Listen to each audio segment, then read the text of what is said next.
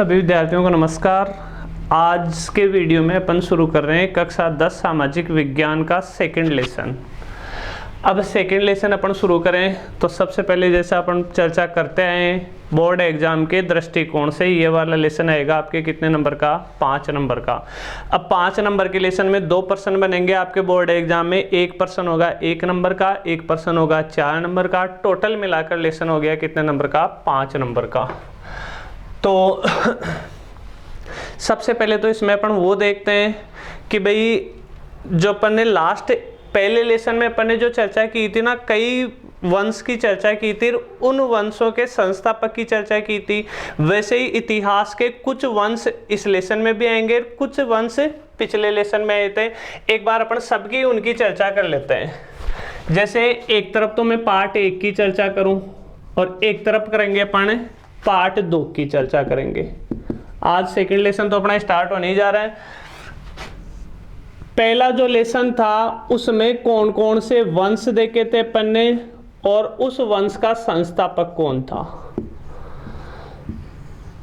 पहले लेसन में अपन ने शुरुआत की थी महाजनपद काल से, तो वहां तो कोई वंश संस्थापक था नहीं। भारत का पहला सबसे शक्तिशाली और सबसे स्थायी जो वंश था वो कौन सा था, मौर्य वंश। याद होगा आपको संस्थापक, मौर्य वंश का संस्थापक कौन था, चंद्रगुप्त मौर्य। फिर मौर्य वंश के बाद में भारत में कौन सा वंश आया था, शुंग वंश। और शुंग वंश के संस्थापक कौन थे, पुष्यमित्र शुंग। समझ गए बात, शुंग वंश के संस्थापक कौन थे, पुष्यमित्र शुंग। उसके बाद में अपन ने एक वंश की और बात की थी, वह वंश कौन सा था, सातवाहन वंश। सातवाहन वंश के संस्थापक कौन थे, सिमुक।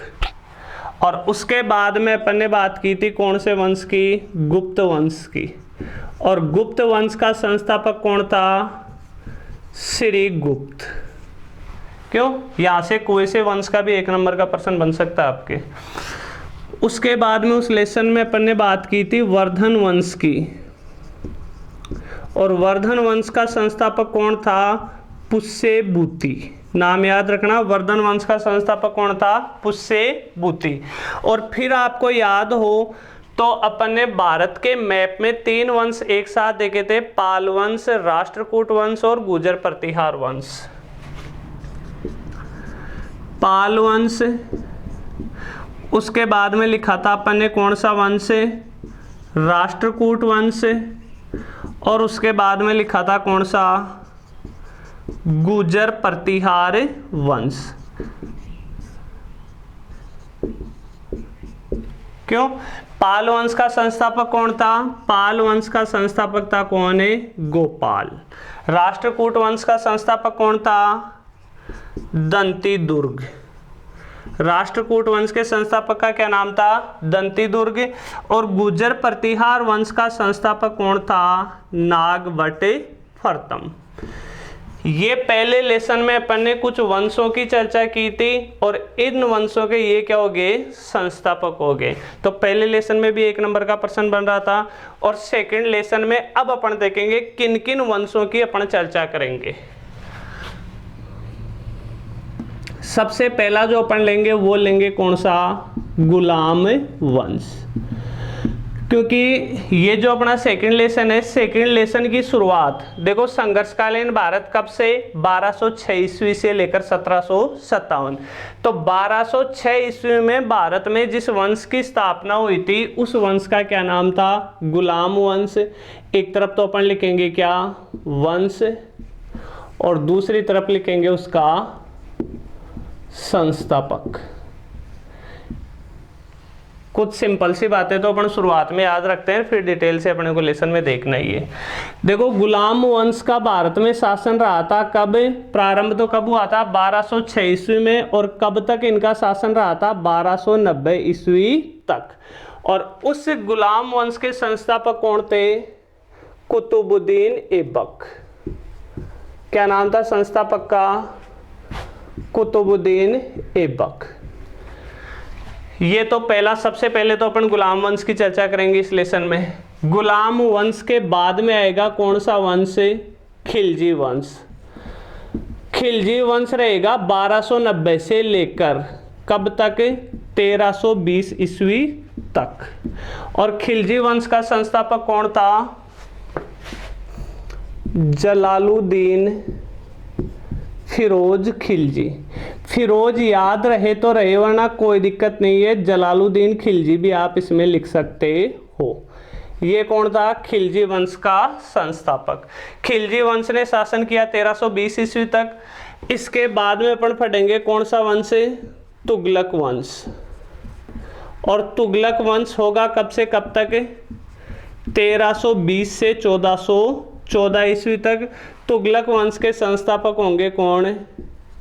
गयासुद्दीन तुगलक। समझ गए बात? तुगलक वंश के बाद में भारत में शासन किया था कौन से वंश ने? सैयद वंश ने। और सैयद वंश का शासन कब से प्रारंभ हुआ? 1414 ईस्वी से। तो इसका हो गया 1414 से 1451 ईस्वी तक। और सैयद वंश का संस्थापक था कौन? खिज्र खां। सैयद वंश के बाद में शासन किया किसने? लोधी वंश ने। और लोधी वंश का शासन था 1451 ईस्वी से 1526 ईस्वी तक। और लोधी वंश का संस्थापक कौन था? बहलोल लोधी। समझ गए बात? लोधी वंश के बाद में भारत में शासन किया कौन से वंश ने? मुगल वंश ने। मुगल वंश का शासन प्रारंभ होगा कब से? 1526 ईस्वी से। अब देखो, मुगल वंश का शासन अपनी किताब में खत्म कर रखा है कब? 1757 में। वास्तव में मुगल वंश का शासन 1757 में एक तरह से देखा जाए तो समाप्त हो चुका था, लेकिन मुगल वंश का शासन पूरी तरह समाप्त हुआ था 1857 में। तो यहाँ अपन 1757 भी लिख सकते हैं और 1857 भी लिख सकते हैं। और मुगल वंश का संस्थापक था कौन है? बाबर। अब इतनी बातें हो सकता है आपको याद रहे या नहीं रहे, आपको ज़्यादा याद रखने की आवश्यकता भी नहीं है। इसमें आप ये जो सन लिखी है ना, मेरा लिखने का मकसद यही था कि इनकी क्रमबद्धता अपने दिमाग में थोड़ी बहुत रहे। सन याद रखने की 1% भी आवश्यकता नहीं है। आपसे पूछा जाएगा तो केवल वंश का नाम दे देगा और आपसे संस्थापक पूछा जाएगा। समझ गए बात? तो ये वंश और उसका संस्थापक यही आपको याद रखना है, सन याद रखने की कोई आवश्यकता नहीं है।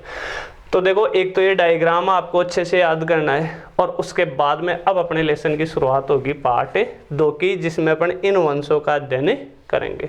तो चलो प्रारंभ करते हैं अपन सेकंड लेसन।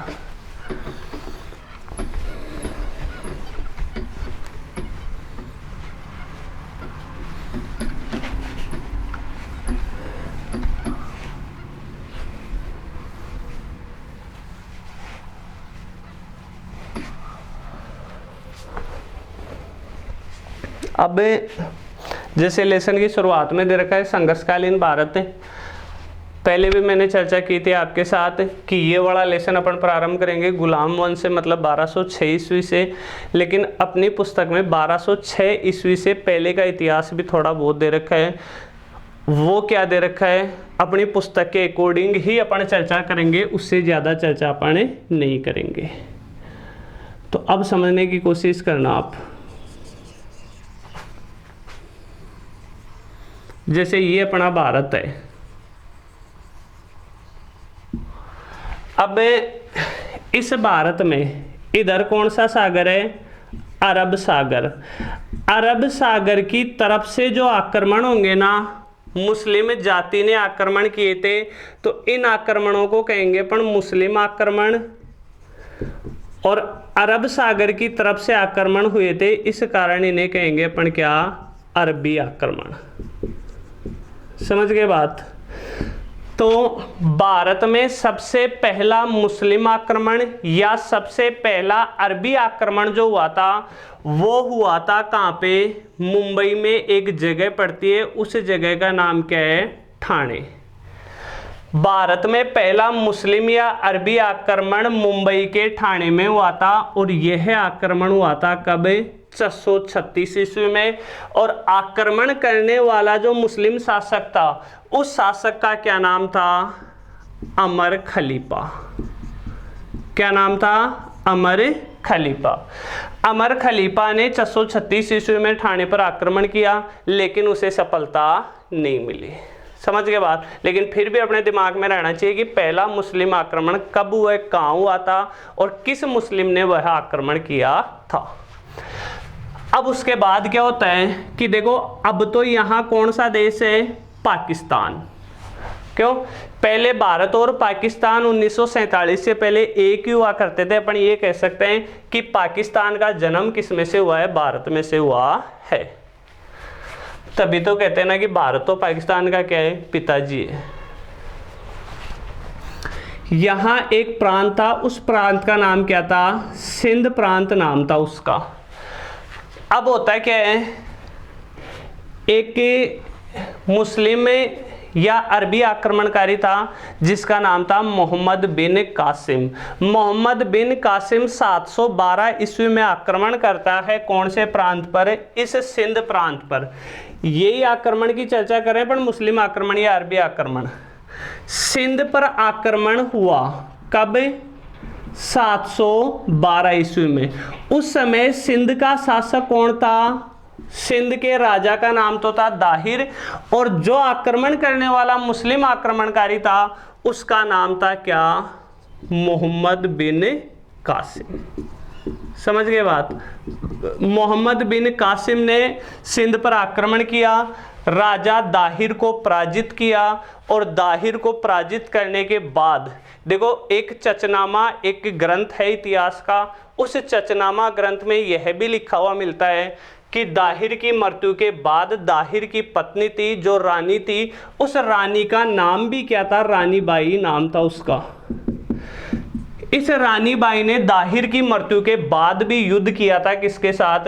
मोहम्मद बिन कासिम के साथ। लेकिन जब रानी बाई को लगा कि हाँ भाई अब अपन पकड़ में आ सकते हैं, तो रानी बाई वहां से चली गई और रानी बाई ने जाकर जौहर कर लिया, और यह रानी बाई द्वारा किया गया जौहर ही भारत का पहला जौहर माना जाता है। ये कुछ उल्लेख दे रखा अपनी किताब में, और उसके बाद में लेसन की शुरुआत कहाँ से होती है? 1206 से। तो देखो लेसन की अपन शुरुआत करें उससे पहले थोड़ा बहुत ये दिमाग में रख लेना, हालांकि मुझे नहीं लगता कि अपने बोर्ड एग्जाम में यहाँ से कोई प्रश्न बनता है क्या, लेकिन एक शुरुआत दे रखी थी जो मैंने आपके साथ शेयर कर ली। इसमें से आपको कुछ लिखना भी नहीं है, बस थोड़ा सा अपने दिमाग में बिठा लेना है। इसके बाद में हालांकि एक महमूद गजनवी भी था, उसने भी यह माना जाता है कि भारत में 17 बार आक्रमण किए थे, और महमूद गजनवी के बाद में आक्रमण करता है मोहम्मद गोरी, ऐसा माना जाता है। अब थोड़ा ध्यान से सुनना, अब ये भी मैंने नाम लिया किसका? मोहम्मद गोरी का। मोहम्मद गोरी भारत पर आक्रमण करता है। इससे पहले तक के शासक तो आक्रमण करने आते हैं, यहाँ भारत में लूटपाट करके वापस चले जाते थे, लेकिन मोहम्मद गोरी यहाँ आया, लूटपाट करके वापस नहीं गया। मोहम्मद गोरी ने परमानेंट यहाँ शासन करने की सोच ली। अब परमानेंट शासन करने की सोच ली तो मोहम्मद गोरी तो कहाँ का था? अफगानिस्तान में एक जगह पड़ती है जिसका नाम है गजनी। गजनी का रहने वाला था मोहम्मद गोरी। अब वो गजनी में शासन करे, एक भारत में शासन करे, इसलिए मोहम्मद गोरी ने क्या किया? मोहम्मद गोरी का एक गुलाम था जिसका नाम था कुतुबुद्दीन ऐबक। मोहम्मद गोरी ने भारत में जिन प्रदेशों को जीता वह प्रदेश सौंप गया वो किसको? अपने गुलाम कुतुबुद्दीन ऐबक को, और अपने गुलाम कुतुबुद्दीन ऐबक से कह दिया कि तू यहाँ शासन कर और मैं वापस कहाँ जा रहा हूँ? गजनी जा रहा हूँ। अब कुतुबुद्दीन ऐबक, हमने बात की, शुरुआत करेंगे पर 1206 से कौन से वंश की? गुलाम वंश की। तो कुतुबुद्दीन ऐबक गुलाम वंश का संस्थापक था। गुलाम वंश नाम क्यों पड़ा? क्योंकि कुतुबुद्दीन ऐबक किसका गुलाम था? मोहम्मद गोरी का गुलाम था। गुलाम रहने के कारण इस वंश का नाम क्या पड़ा? गुलाम वंश। तो सबसे पहले अपनी चर्चा होगी कौन से वंश के बारे में? गुलाम वंश के बारे में 1206 से 1290। समझ गए बात। ये सन आप किसी की भी याद मत रखना। अब याद रखने वाली पहली बात तो आपको ये रहेगी, इस वंश का अन्य नाम, मतलब इस वंश का मतलब गुलाम वंश का, अपनी ये लिख लेते हैं, गुलाम वंश का अन्य नाम। गुलाम वंश का अन्य नाम क्या था? यामिनी वंश, या फिर इसी वंश को कहते हैं क्या? इलबरी वंश। समझ गए बात। और अपन ने शुरू में जो डायग्राम बनाया था वहां भी लिखा था कि गुलाम वंश का संस्थापक कौन था? कुतुबुद्दीन ऐबक। तो सबसे पहले अपन चर्चा करेंगे किसकी? कुतुबुद्दीन ऐबक की। कुतुबुद्दीन ऐबक ने गुलाम वंश की स्थापना की। 1206 से 1210 तक क्या किया इसने? शासन किया। उसके बाद में गुलाम वंश के कुछ और भी शासक आएंगे जिन्होंने भारत में शासन किया था। यह आपके किताब के लास्ट में जो अभ्यास प्रश्न है उनमें भी दे रखा है कि गुलाम वंश का अन्य नाम बताइए। तो कौन कौन से नाम हो गए? यामिनी वंश या इलबरी वंश। अब कुतुबुद्दीन ऐबक के बारे में आपसे हो सकता है 4 नंबर का क्वेश्चन पूछ लिया जाए। तो कुतुबुद्दीन ऐबक के बारे में अपन पूरी चर्चा करेंगे। अगर कुतुबुद्दीन ऐबक के बारे में पूछा जाए तो पहला पॉइंट तो आप वही लिखोगे, कौन सा? जो अपन चर्चा कर रहे थे, यह है गुलाम वंश का संस्थापक था। मतलब भारत में गुलाम वंश की स्थापना हो गई। अब जब कोई साम्राज्य या वंश स्थापित होगा तो उस साम्राज्य की कोई ना कोई राजधानी होगी, और इन्होंने अपनी राजधानी बनाया था किसको? लाहौर को। इन्होंने अपने साम्राज्य की राजधानी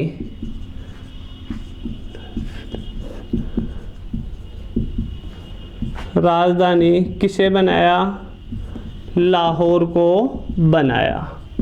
दूसरा पॉइंट आप ये याद रखोगे कि इनकी राजधानी क्या थी? लाहौर। अब आगे सुनना।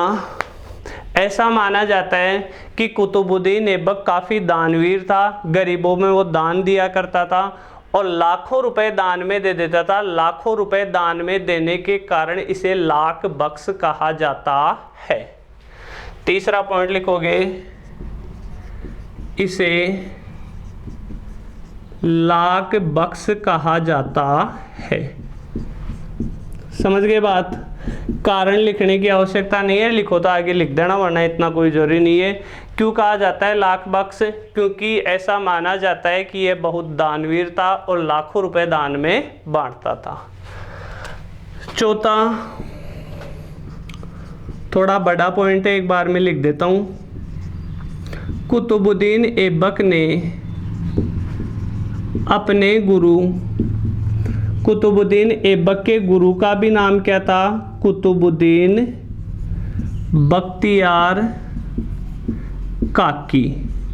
देखो इतिहास में नाम तो कुछ ऐसे ही मिलेंगे अपने को। कुतुबुद्दीन ऐबक के गुरु का क्या नाम था? कुतुबुद्दीन बख्तियार काकी। तो अपने गुरु कुतुबुद्दीन बख्तियार काकी की याद में दिल्ली में किसका निर्माण करवाया? कुतुब मीनार। भवन बनेगा तो मीनार हो गया, और खुद का नाम भी आ गया और गुरु का नाम भी आ गया। तो मीनार का क्या नाम रख दिया? कुतुब मीनार। कुतुब मीनार का निर्माण करवाया, लेकिन कुतुब मीनार की एक मंजिल का निर्माण करवाते ही इसकी मृत्यु हो गई। किसकी? कुतुबुद्दीन ऐबक की। अब इसकी मृत्यु हो गई तो इसके बाद में शासक बनेगा इसका एक दामाद था। किसका दामाद? कुतुबुद्दीन ऐबक का दामाद था, जिसका नाम था इल्तुतमिश। कुतुब मीनार की शेष मंजिलों का निर्माण फिर कौन करवाएगा? इल्तुतमिश। इसके बाद इल्तुतमिश ने कुतुब मीनार की शेष मंजिलों का निर्माण करवाया। शेष मंजिलों का निर्माण करवाया। अब एक बार कुतुब मीनार के बारे में अपन थोड़ा सा देख लेते हैं। कुतुब मीनार देखो दिल्ली में स्थित है और इस कुतुब मीनार की 5 मंजिलें एकदम ऊंचाई पर खड़ी है, ज़्यादा मतलब चौड़ाई और क्षेत्रफल में नहीं है। ये क्या है, इसकी हाइट ज़्यादा है और इसकी हाइट देखे तो इसमें कुल मिलाकर 5 मंजिल हैं, ऐसे बनी हुई है। 1 मंजिल, 2 मंजिल, 3 मंजिल, 4 मंजिल और टोटल मिलाकर कितनी हो गई, 5 मंजिल। ये कुतुब मीनार जो है, इस कुतुब मीनार का निर्माण कार्य प्रारंभ करवा दिया है किसने, कुतुबुद्दीन ऐबक ने। और किसकी याद में, अपने गुरु कुतुबुद्दीन बख्तियार काकी की याद में। तो पहली मंजिल तो बनवा दी किसने, कुतुबुद्दीन ऐबक ने। फिर कुतुबुद्दीन ऐबक की तो हो गई मृत्यु। अब शेष मंजिलों का निर्माण इल्तुतमिश ने करवाया। अब अपनी किताब में तो ये लिखा हुआ है, यहाँ तक कि अपने को याद रखना, लेकिन फिर भी सुनना। दूसरी, तीसरी और चौथी मंजिल का निर्माण करवाया किसने, इल्तुतमिश ने। समझ के बात, कुतुबुद्दीन ऐबक के बाद में जो शासक बना था इल्तुतमिश। अब उसके बाद क्या होता है कि इसकी जो चौथी मंजिल होती है ना, वो टूट फूट हो जाती है, मतलब वो टूट जाती है, तहस नहस हो जाती है। एक तुगलक वंश का एक शासक था जिसका नाम था फिरोज शाह तुगलक। फिर उस फिरोज शाह तुगलक ने चौथी मंजिल का दोबारा निर्माण करवाया और साथ में 5वीं मंजिल और बनवा दी किसने, फिरोज शाह तुगलक ने। तो कुल मिलाकर इन 3 शासकों का नाम आता है किसमें, कुतुब मीनार में, कुतुबुद्दीन ऐबक का, इल्तुतमिश का और फिरोज शाह तुगलक का। अपने को फिरोज शाह तुगलक तो याद रखना भी नहीं है, क्योंकि अपनी किताब में केवल 2 का ही नाम दे रखा है, कुतुबुद्दीन ऐबक का और इल्तुतमिश का। तो ये पॉइंट आप याद कर लेना। कुतुबुद्दीन ऐबक में लास्ट पॉइंट अपन लिखेंगे कि देखो 1210 ईस्वी में इसकी मृत्यु हुई, क्योंकि अपन इसका शासनकाल कहाँ तक लिख रहे हैं, 1210 ईस्वी तक। घोड़े, एक चौगान या पोलो खेल का नाम सुना होगा आपने, जिसमें घोड़े पर बैठकर एक डंडी सी होती है जिससे गेंद को लुढ़काया जाता है। मतलब जैसे ओखी खेलते हैं ना, ओखी तो भाई वैसे खेलते हैं नॉर्मली कई खिलाड़ियों के, और पोलो में घोड़े पर बैठकर अकेला गेंद के मारते रहता है और अपने लक्ष्य तक गेंद को पहुंचाता है। वो खेल कौन सा होता है, चौगान या पोलो। एक बार ये पोलो खेल रहा था, उस समय घोड़े पर से गिरने की वजह से इसकी क्या हो जाती है, मृत्यु हो जाती है। तो लास्ट पॉइंट लिखोगे 1210 ईस्वी में चौगान कह दो, चाहे चौगान याद नहीं रहे तो पोलो लिख देना। चौगान या पोलो खेलते समय घोड़े से गिरने से इसकी मृत्यु हो गई। घोड़े से गिरने से इसकी मृत्यु हो गई। लास्ट पॉइंट अगर आपको दिखाई भी नहीं दे, शायद दे रहा होगा वैसे तो, लेकिन फिर भी दोबारा बोल रहा हूं मैं। 1210 ईस्वी में चौगान या पोलो खेलते समय घोड़े से गिरने से इसकी मृत्यु हो गई। ये उल्लेख करना है अपने को किसके बारे में, कुतुबुद्दीन ऐबक के बारे में।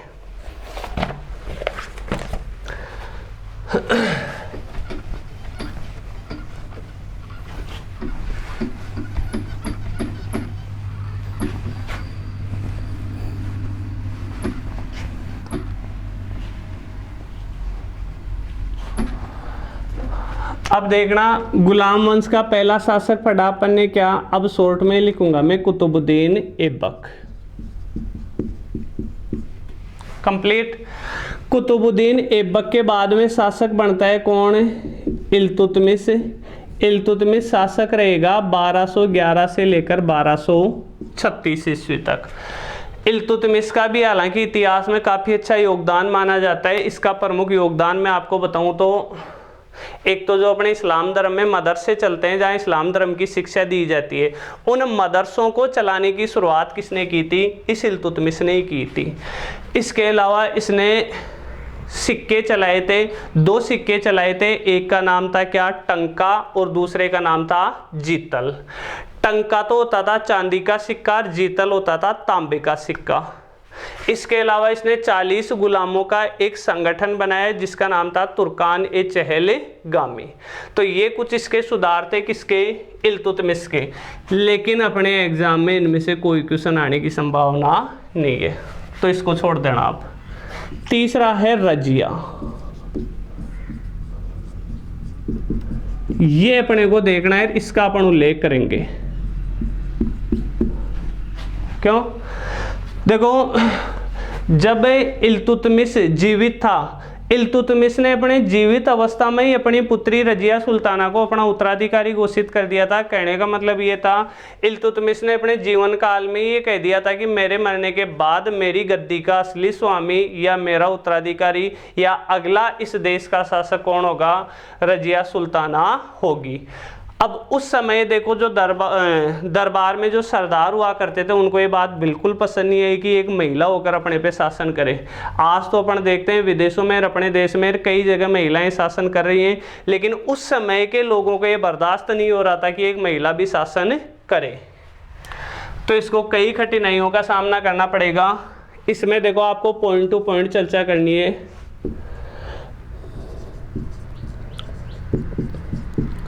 यह है भारत की पहली महिला शासक थी। मतलब किसी भी महिला ने इससे पहले भारत में शासन नहीं किया था।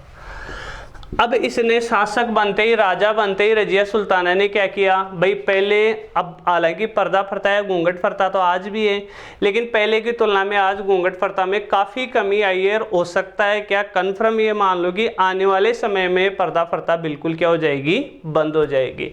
अभी भी आजकल की पढ़ी लिखी लड़कियां शादी के बाद लगभग पर्दा प्रथा को कम कर रही हैं। तो रजिया सुल्ताना घूंघट में रहकर तो शासन कर नहीं पाएगी, इसलिए इसने शासक बनते ही एक तो पर्दा त्याग दिया, मतलब घूंघट निकालना बंद, और पुरुषों के समान कुबा और कुलाह पहनने लगी। क्या क्या? कुबा और कुलाह। बताऊंगा क्या होता है। शासक बनते ही रजिया ने पर्दा त्याग दिया। अपनी भाषा में लिख सकते हो, चाहे घूंघट त्याग दिया, तथा पुरुषों के समान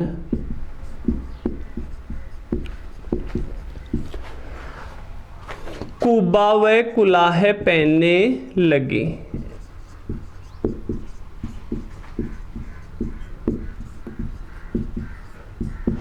तुर्की भाषा में कुबा तो कहते हैं किसको, कोट को, कुलाह कहते हैं किसको, टोपी को। समझ गए बात? पुरुष कोट पहनते हैं और ऊपर टोपी लगाते हैं, वैसे इसने भी पुरुषों की तरह कोट पहना और टोपी पहनी। इनका क्या नाम था, कुबा व कुलाह पहनने लगी। अब एक दरबार में एक सरदार था जिसका नाम था याकूत। याकूत को इसने अश्वशाला के प्रधान पद पर नियुक्त किया। इसने मतलब रजिया ने याकूत को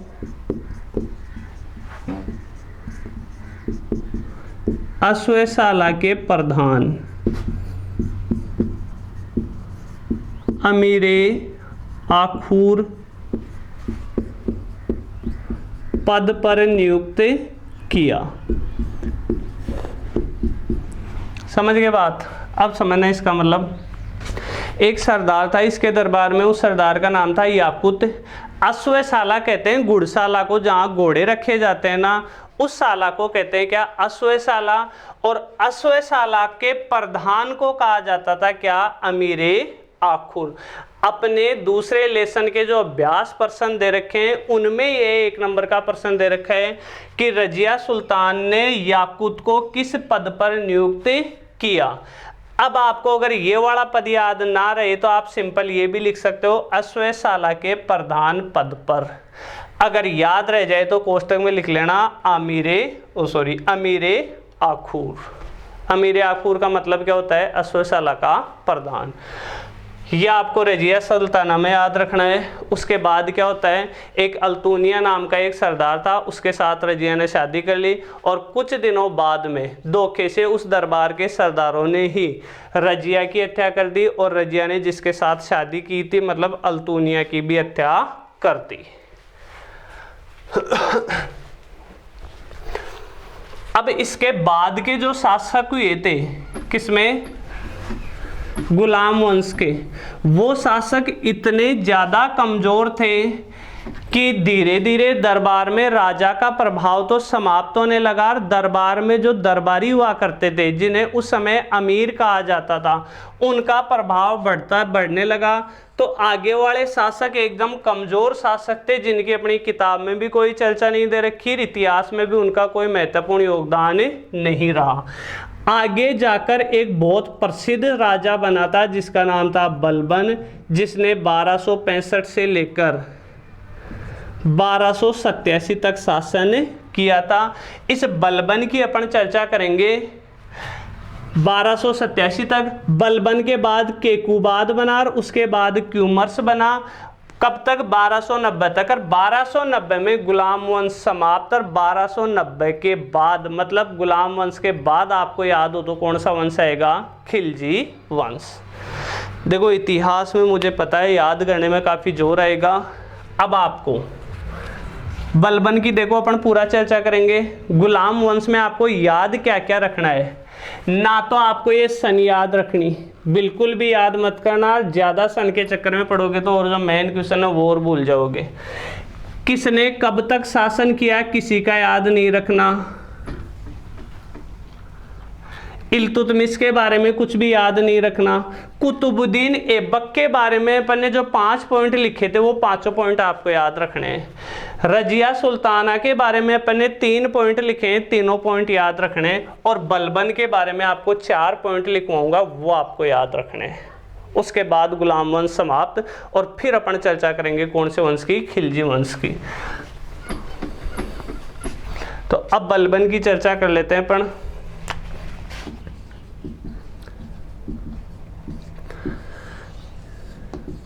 चार नंबर का भी अच्छा प्रश्न बनता है बलबन में, कोई सा भी प्रश्न बनो 4 नंबर का, अपन तो 4 पॉइंट याद रखेंगे बलबन के बारे में।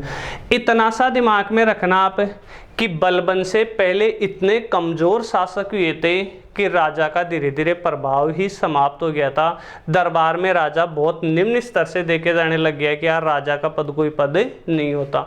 तो बलबन ने जो भी कार्य किए ना, वो कार्य किए थे राजा की प्रतिष्ठा को वापस प्राप्त करने के लिए। अब बलबन ने क्या क्या किया, पॉइंट टू पॉइंट अपन देखेंगे।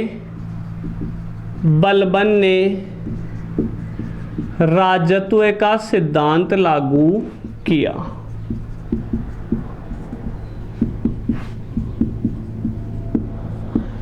राजत्व का सिद्धांत का मतलब क्या था कि बलबन ने यह बताया कि राजा जो है ना वो ईश्वर का प्रतिनिधि होता है और ईश्वर ने स्वयं ने राजा को धरती पर शासन करने के लिए भेजा है, इसलिए राजा अन्य व्यक्तियों से एकदम अलग है। बताओ यह सिद्धांत लागू करने से राजा की प्रतिष्ठा बढ़ी कि नहीं बढ़ी? तो राजा की प्रतिष्ठा बढ़ाने के लिए इसने कौन सा सिद्धांत दिया, राजत्व का सिद्धांत। इसके तहत बलबन ने माना कि, क्या माना बलबन ने, राजा ईश्वर का प्रतिनिधि होता है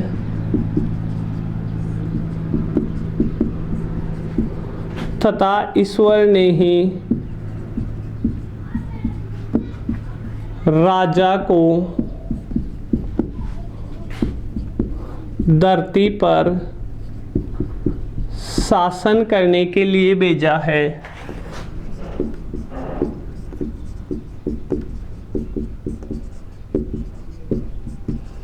इसलिए राजा अन्य व्यक्तियों से अलग है। मतलब राजा को आप अन्य व्यक्तियों के समान मत समझो।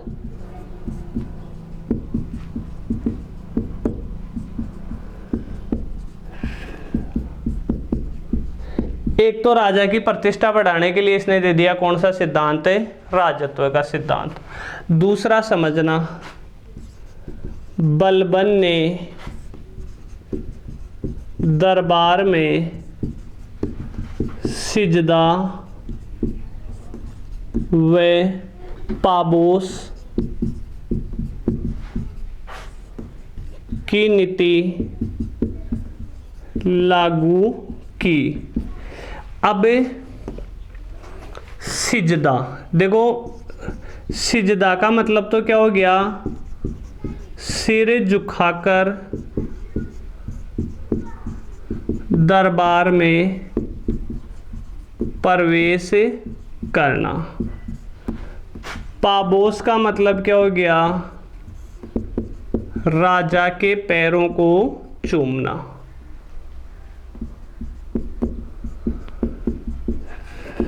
अब देखना, वही राजा की प्रतिष्ठा बढ़ाने के लिए इसने ये परंपरा लागू की। कौन सी नीति लागू की, सिजदा व पाबोस। कहने का मतलब ये था कि जब राजा दरबार में बैठा हुआ हो और उस दरबार में कोई प्रवेश करे तो सिर झुकाता हुआ आए और जैसे ही राजा के पास पहुंच जाए उसके पैरों को चूमे। सिजदा, सिर झुकाकर दरबार में प्रवेश करो, पाबोस, राजा के पैरों को चूमो। तो राजा की प्रतिष्ठा बढ़ाने के लिए अनिवार्य रूप से ये सबको करना ही पड़ेगा। ये नीति इसने दरबार में लागू कर दी। इसके अलावा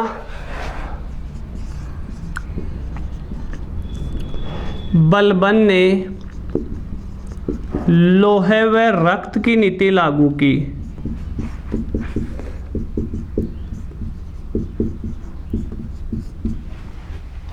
शत्रुओं के प्रति, एक वर्ड और याद रखना है, मित्रों के प्रति नहीं थी ये नीति, किसके प्रति, शत्रुओं के प्रति। बलबन ने शत्रुओं के प्रति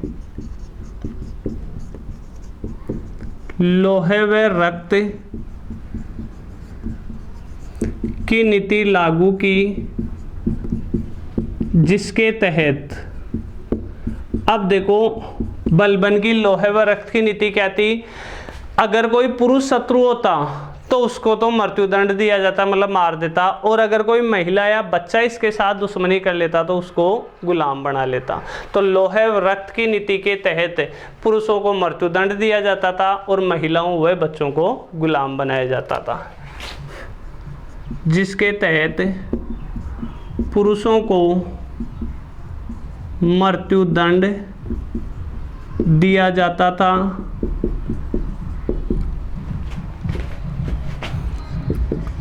तथा महिलाओं व बच्चों को गुलाम बनाया जाता था। ये इसलिए किया जाता था ताकि बलबन के सामने कोई दुश्मनी लेने की हिम्मत ना करे। ये सब कार्य कर रहा है वो किसके लिए, राजा के पद की प्रतिष्ठा को वापस प्राप्त करने के लिए, वापस राजा की प्रतिष्ठा को बढ़ाने के लिए। चौथा देखो, उस समय अगर भारत में गुलाम वंश को सबसे ज़्यादा खतरा था तो वो खतरा था किसे, मंगोल आक्रमणकारियों से। अब मंगोलों का सामना करने के लिए बलबन ने एक अलग से सैन्य विभाग, मतलब सैन्य विभाग, सेना के विभाग की स्थापना कर दी। उस सैन्य विभाग को कहा गया क्या, दीवाने आरिज। तो चौथा पॉइंट लिखोगे आप, मंगोलों का सामना करने के लिए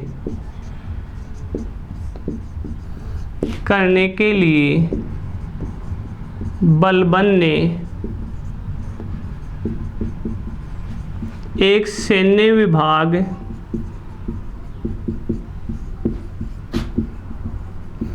की स्थापना की, जिसे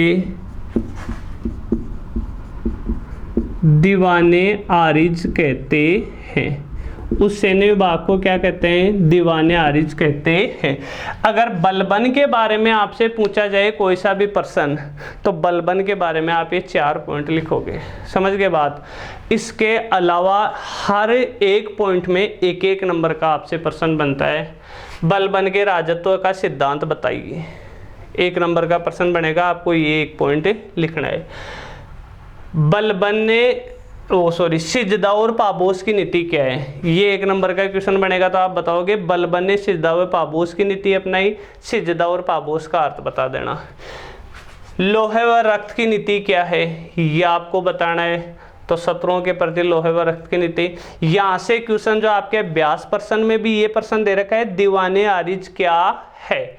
तो आंसर क्या लिखोगे? मंगोलों का सामना करने के लिए बलबन ने एक सैन्य विभाग की स्थापना की जिसे दीवाने आरिज कहते हैं। यह आपका गुलाम वंश कंप्लीट। कहीं भी आपको मैं लास्ट में एक बार और बता दूं, सन याद रखने की कोई आवश्यकता नहीं है। जो सन आपके लिए महत्वपूर्ण होगी वो मैं आपको बता दूंगा कि ये आपको याद रखनी है।